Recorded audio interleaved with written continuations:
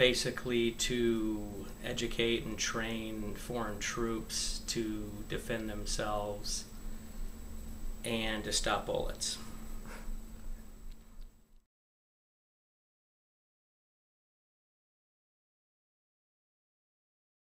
Generally, we just got orders, not answers, but it turned out to be fighting off communists, socialists, and Marxism,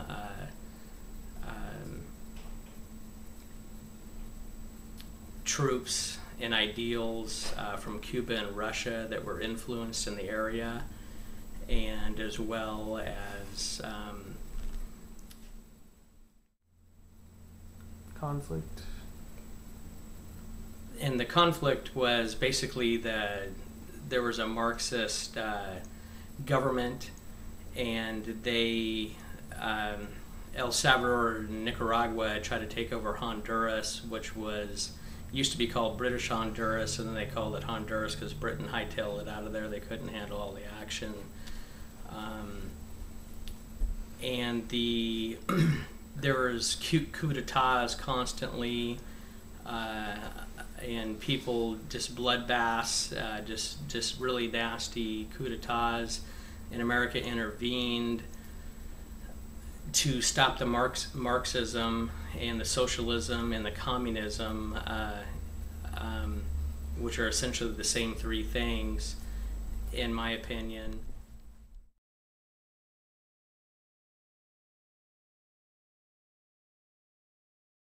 A coup d'etat, generally known as a coup, is where the military either takes sides with the government leader, the president. Usually in a Marxist communist world, it's a dictator, and it's usually like a colonel or a general.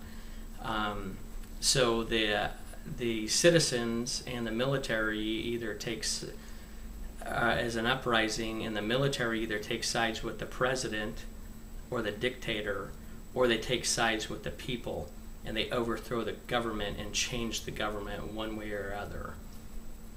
Okay.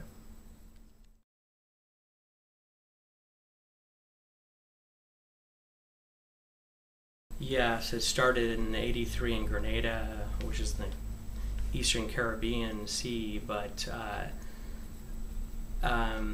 in the Central America, focusing on that, was Honduras, El Salvador, Nicaragua, in the city streets, urban warfare, and in the jungles, which they now call rainforest, and everywhere in between, all the way up into Costa Rica.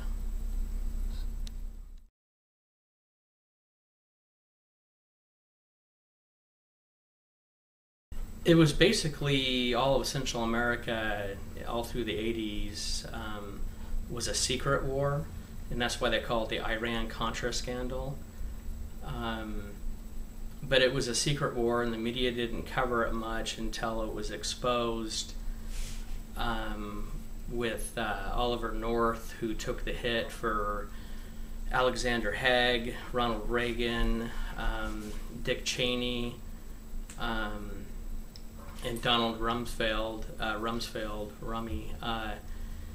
and he took the hit. Somebody's got to take the hit for it, but it was basically a secret. We did have embedded reporters with us on certain missions, but it was a secret war until it became the Iran-Contra scandal, which was the U.S. government was trading weapons to Iran, giving them weapons to Iran, and taking that money to feed the war in Central America, to fight the communist and socialist.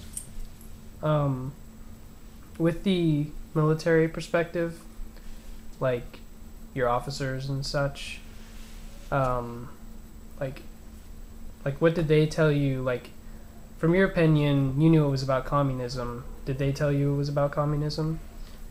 No, basically we were there to train Honduran troops, Honduran airborne troops, and went out on long-range reconnaissance missions with them and engaged in contact here and there. And with that, it's a troubled area, and with that there were banditos, comancheros that you ran into, besides the Sandinistas, which are from Nicaragua, and they essentially, El Salvador and Nicaragua wanted to take over this little tiny country called Honduras.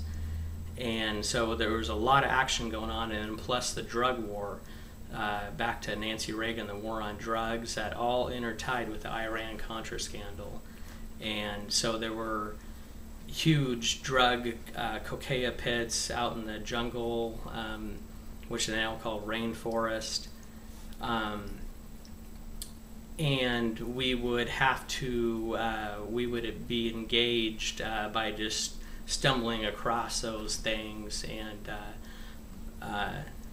then we would destroy them, the cocaine pits and stuff where they made the cocaine out in the jungle canopies. I.e. the war on drugs and the Iran-Contra scandal were just intertwined together. It was 5 things at once.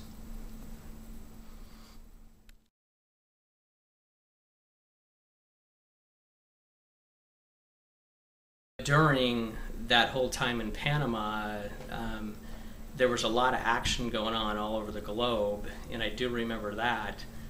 The Berlin Wall was falling. We were invading at the exact same time. The Berlin Wall was being torn down because of Ronald Reagan forced Gorbachev to see outside the tunnel. And Gorbachev, he invited Gorbachev to his ranch in California, a very modest little ranch, about 1,400 square feet or less. And Gorbachev was just amazed that the President of the United States picks a small little, humble home like that. And it took Reagan, he took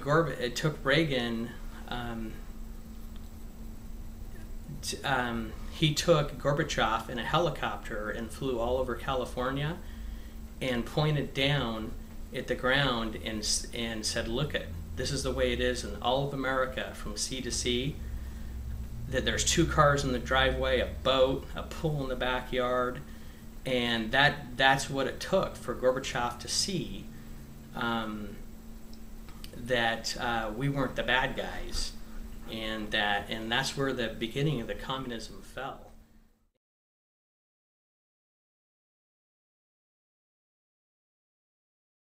I think it turned out well so far, with some exceptions,